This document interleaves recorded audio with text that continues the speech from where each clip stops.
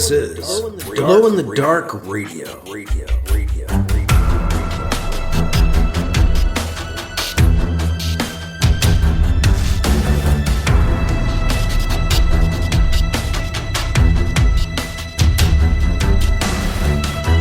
The science fiction podcast, with original independent science fiction, written and performed by Mike Luoma, with music by Kevin MacLeod. The Vatican Assassin Trilogy and The Adventures of Alibi Jones by Mike Luoma are available in ebook, trade paperback, and audiobook wherever you find your books online. Get links and details at glowinthedarkradio.com. This is the Science Fiction Podcast, Glow in the Dark Radio. I'm your host, your writer, and your reader, Mike Luoma, and I have Chapter 15 of Alibi Jones and the Hornet's Nest coming up on this episode. Mr. Billy Gentry has just appeared in the landing bay, where Alibi Jones is hanging out, where he and his cruise ship is parked. Gentry is kind of the godfather of the borderlands, of the fringe of the Solar Alliance. Depot Fringe. Seems to have his hands in everything. So we're going to see how meeting Billy Gentry works out for Alibi Jones and Company as we get into Chapter 15 of Alibi Jones and the Hornet's Nest, coming up on this episode of Glow in the Dark Radio. Not much in the way of book news, which is both, I guess, bad and good. I'm still waiting for the 6 short stories collection to clear global distribution and get back out there again. But when I have news on that, I will pass it along. I just have a big thank you to give to patrons who help support the podcast and keep me going here. I've had some incredibly loyal patrons help keep this podcast going, so thank you. And if you want to become a patron, please do. You can do it at 3 different levels. You can do it for just $2 a month, for $5 a month, or $10 a month if you really want to become a supporting member. To find out more, go to patreon.com/glowinthedarkradio. That's patreon.com/glowinthedarkradio. I did want to note I'm having some technical difficulties with my provider, my web provider, for AlibiJones.com and VaticanAssassin.com. The old blogs that I've had going for decades are giving me a security problem when I try to sign in, and the folks that I host with and have hosted with for years have not figured this out yet. So those have yet to be updated. As I record this, they may not be updated by the time you're listening even. So I would encourage you, if that's how you used to get the show, to start listening on a podcast provider instead of relying on the blogs, because the blogs may go away. I have to see what happens. But as I record this, they're still not working, and I keep getting updates saying, "We're working on it, trying to fix it, Mike. It's been since Saturday, guys, and it was fine a week ago." I love tech. I love the enshittification of everything. Which is why I suppose as I get older, science fiction seems to be increasingly optimistic. maybe falsely so. But we'll get into Chapter 15 of Alibi Jones and the Hornet's Nest coming up next on Glow in the Dark Radio. The Flash Pulp Podcast. 3 to 10 minutes of fiction brought to you thrice weekly. Now it's 3 apocalypses in one. Yeah! Suffering from tough, stuck-on humans? Well, 20 hellish hours of suffocation in the all-encompassing web of Karwick the Spider God will get them right out. Too many brains lying around? The ravenous mouths surrounding zombie-fighting Ruby will quickly clean those up. Nosy neighbors? Infect them with the murder plague, and watch as they dissolve into paranoid maniacs bent on the preemptive assassination of their friends and family. Why stop at one end of the world when you can have all 3? You can find them all at flashpulp.com. or search for them on iTunes.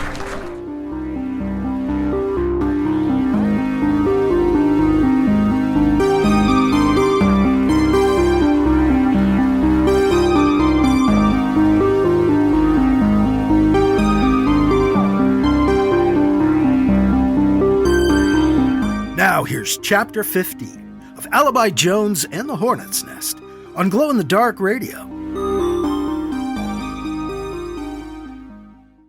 Billy Gentry? Alibi asked. Alibi reflexively reached out and shook the older man's hand, tried to return the firm grip. He'd grown cold as he heard the name. The man himself. Yep, Gentry said. You must be Alibi Jones, then. Not that I had a doubt. I'm Alibi Jones. Nice to meet you, sir, Alibi said. Sir? The older man laughed. Call me Bill, or Billy. I'm not sure I should do that, Mr. Gentry, Alibi said. When you come face to face with the most powerful man in the area, wise to tread lightly. Don't know that I've earned the right to call someone as powerful as yourself by their first name. So, you know who I am, then. Good, Gentry said. That'll make this a much less awkward conversation. Will it? Let's find out. Alibi looked the man in the eyes. Gray eyes. Cold. Alibi waited for Gentry to speak again. Gentry also paused. He's sizing me up, too, evaluating. Hope I'm projecting calm confidence I don't feel. You're new out here, Jones, Gentry said. Maybe you haven't yet discovered exactly how things work out here. How things work? Gentry smiled, but there was no humor or warmth in his grin. We businessmen, working out here beyond the safety and authority of the Solar Alliance, we try to watch each other's backs, Gentry said. It's kind of an informal arrangement, a way to keep pirates at bay and assure our cargoes all reach their destinations. Out here, you can't call on the safe to come save your ass. So instead, we call on each other. That sounds great, Alibi said, playing dumb. He knew from his safe reports that Gentry was behind most, if not all, of the so-called pirates operating in the Depot expanses on the fringe of human space. But I've been running cargo for a couple of months now. Been able to cover my own ass pretty good. Lucky so far. Luck doesn't last, Gentry said. Like most things out here, you'll find it's in short supply. Runs out real quick. Unless you're willing to make certain arrangements. Arrangements? I've been gathering together a network of like-minded business folk out here on the fringe, Gentry said. Kind of a chamber of commerce for those of us operating beyond the Solar Alliance. I'm here to invite you to join us. Really? Alibi tried to sound as if he was genuinely interested. Really, Gentry echoed. So long as you're willing to pay our membership dues. There it is. Call it whatever you want. It's still protection money. Dues? Alibi said. A small amount of money, a percentage of each shipment which you bank with our group. And in return, we've got your back. There for you, if and when you need us. Gentry studied Alibi, gauging his reaction to the push. Alibi stared back, trying to look clueless. A bank? Alibi asked. So, like a savings account? Not exactly, Gentry said. Most of it goes to pay for services. But short-term loans can certainly be arranged, should you find yourself in need. Loans, huh? I don't know, Mr. Gentry. Billy. I just don't know, Billy. Alibi looked at the ground, hopeful his stupid act was working. Most of the free traders in this region are part of the network, Gentry said. You may start to find it hard to get work, unless you decide to join us. There's a threat. Number one. Oh, Alibi said. I see. Somebody like yourself could really benefit from the network, Jones. Especially where you can't be sure the SA would even be there for you, were you to call on them. No, you've had troubles. You're kind of a renegade now. Your reputation precedes you. There have been some, misunderstandings, Alibi admitted. And so you've joined us out here on the fringe, Gentry said. Fine. I'm here now to make sure we don't have any misunderstandings between us. Alibi looked back up at Gentry. So, how much did your protection cost? Alibi tried the blunt approach. It made Gentry look around quickly before he turned back to Alibi in a more hushed tone. It's not protection. That's not a wise word to use, Jones. Sorry. I'd heard you were a smart kid, Jones, Gentry said. Might be time to start acting that way. Gotcha, Alibi said. So instead we talk dues and percentages. Much better, Gentry said, calming. Does that mean we work together? Or is this going to be our last conversation, Jones? I want to work with you, Mr. Gentry, Alibi said. Good, he said. Told you. Call me Billy. Okay, Billy. Thanks for the opportunity, Alibi said. Gentry turned and began to walk away. Where is he going? That's it? My people will be in touch, Jones, Gentry called over his shoulder. Alibi watched him go. Emily walked over. She'd hovered nearby, but stayed away. Who's that? She asked. William Billy Gentry, Alibi told her. The Godfather of the Fringe. Emily looked at him, puzzled. That's the most powerful man out here, Alibi said. A dangerous warlord and criminal. The guy Brisby said people tell horror stories about. Oh, she said. That was him? He looked kind of charming. Old man handsome. He was smiling. Yeah, Alibi said. Not a nice smile. True evil usually has a pretty face. What did he want? She asked. He wants us to join his network. And? We're joining, Alibi said. It's what business folk do out here. So Billy tells me. What does that mean? She asked. We pay dues and percentages in exchange for the privilege of doing business out here, Alibi said.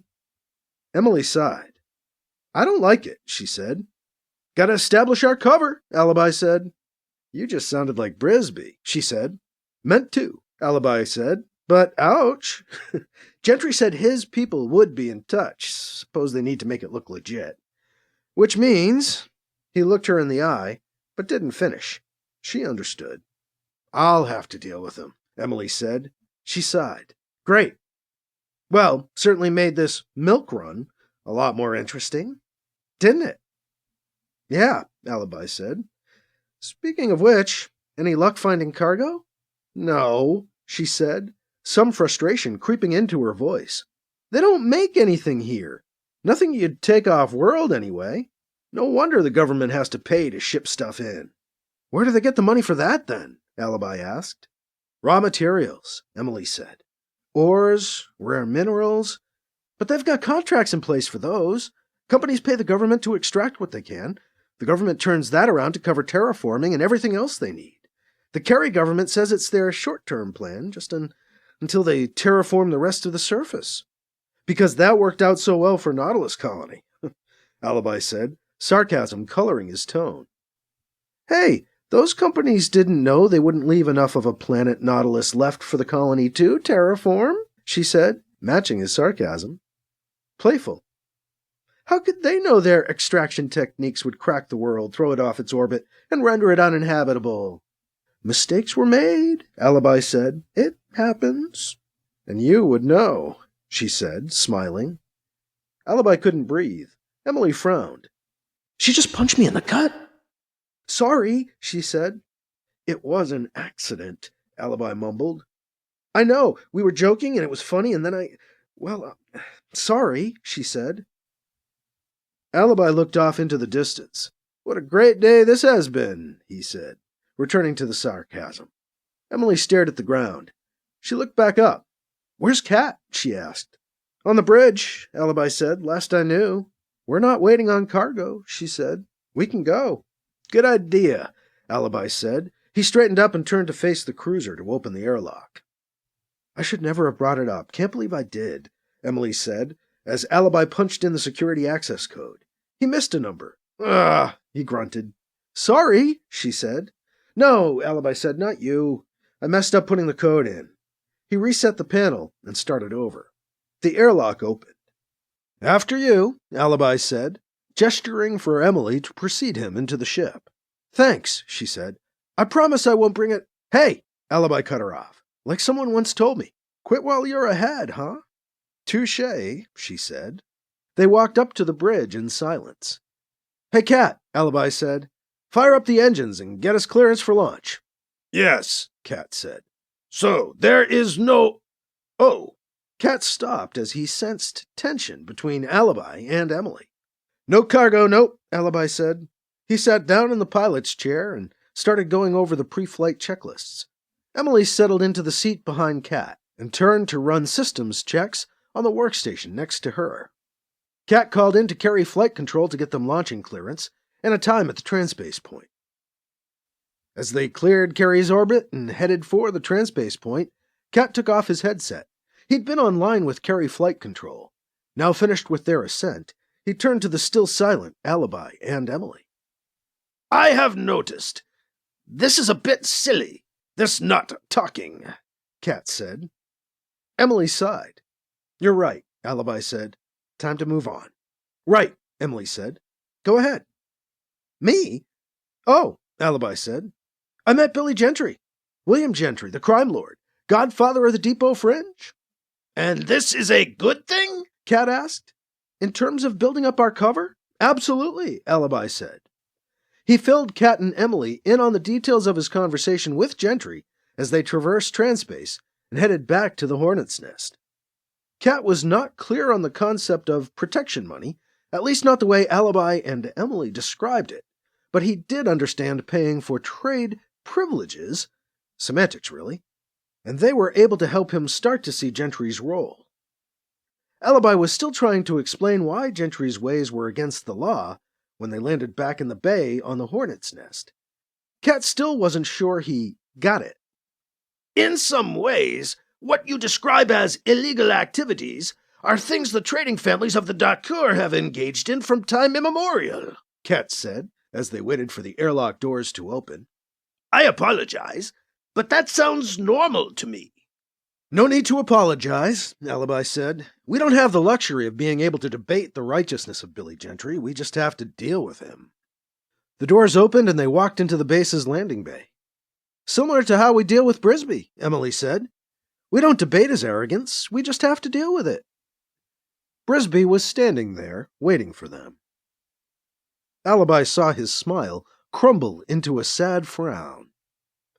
Kidding, Emily said. Sorry. Huh. Brisby grunted a soft grunt.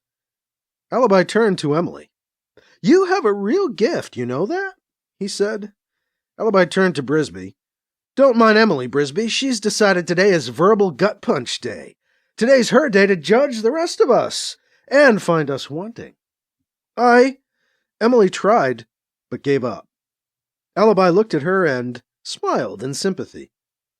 Why don't you call it a night, he said. Go ahead. Cat and I will deal with powering the ship down. Okay, she agreed. Thanks.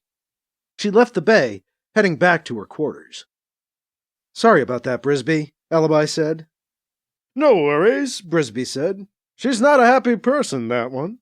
Guessing there are early childhood issues she's still dealing with. No matter. Brisby smiled. He held up a memory crystal for Alibi. I think this is a good one, Brisby said. A big one. Your Aunt Anita gave it to me herself. Really? Alibi said. Turns out that's why I had to go to Ceres, Brisby said. He handed Alibi the coded message crystal. Your aunt says you'll be flying back into the Solar Alliance to pick up a couple of passengers for the next assignment. You'll be able to drop me off on Cat's Eye. Sounds like a real mission. Like I said, big. Alibi looked at the crystal. He couldn't read anything by just looking at it. I don't know if she was kidding or not, Brisby said, but your aunt said we'd be picking up a psychic. Are you sure she said a psychic? A psychic, yes, Brisby repeated. She's with the project, your aunt said. Probably picking her up on Cat's Eye. Alibi arched an eyebrow. He held up the message crystal.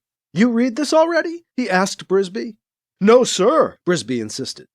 Alibi couldn't tell if the military response was real or easily used cover behavior. He hoped the former. No, I'm supposed to go with you and jump off when you reach Cat's Eye, Brisby said. Just assuming that's where she is, that's all. Let me get a look at this, and then I'll tell everybody, Alibi said. A short time later, the crystal confirmed for Alibi what Brisby had guessed. They were off to Cat's Eye to pick up a psychic. After, they'd go on to Rigel 4 to fetch a scientist. Both worked for the project. They were joining the crew for a big hush-hush mission. Alibi was glad for that. Not another cargo run. On the crystal, his aunt called it a favor for her, but he was pretty sure she was doing him the favor by steering something this substantial his way. At least, it sounded pretty huge to Alibi, and extremely strange. After he finished watching his aunt's mission briefing summary on the crystal, he called Emily, Cat, and Brisby together in his office. "Where do I start?" "Well, Brisby, you are getting off on Cat's Eye," Alibi said, "and I'm not sure if you're very lucky or very unlucky." "Huh?" Brisby grunted. "We've got quite a mission ahead," Alibi said. "We're going after a ghost ship."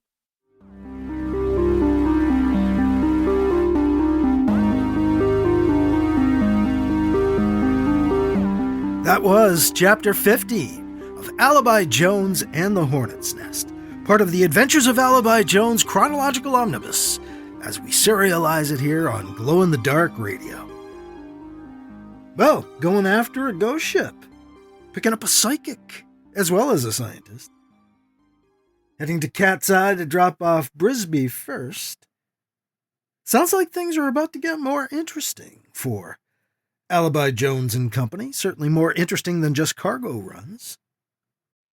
Of course, they're now dealing with Billy Gentry, too, which also makes things more interesting, and not necessarily in a good way. So we'll see how that works out as well. But more about going after a ghost ship in our next episode, as we get into Chapter 16 of Alibi Jones and the Hornet's Nest. Again, a big thank you to patrons for supporting the podcast, and encouragement for you to become a patron if you can, and try to help me keep things going here. Head over to patreon.com/glowinthedarkradio, and you can become a patron for $2, $5, or $10 a month, and help support Glow in the Dark Radio. And that is all for this week. I'm your host, your writer, your reader, Mike Luoma. Thank you again for listening to Glow in the Dark Radio.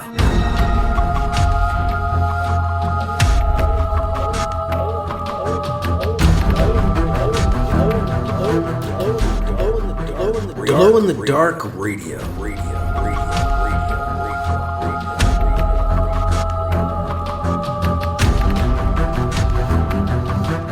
This podcast presentation is copyright 2026 by Michael F. Luoma and is protected under a Creative Commons Attribution, Non-Commercial, No Derivatives 4.0 International License, CC by NCND 4.0. Music by Kevin MacLeod. You can find his work at Incompetech.com.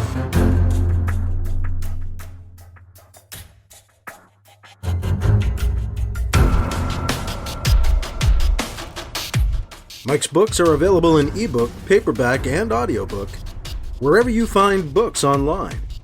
Get links and more details at glowinthedarkradio.com and mikeluoma.com. This has been a presentation of Glow in the Dark Radio.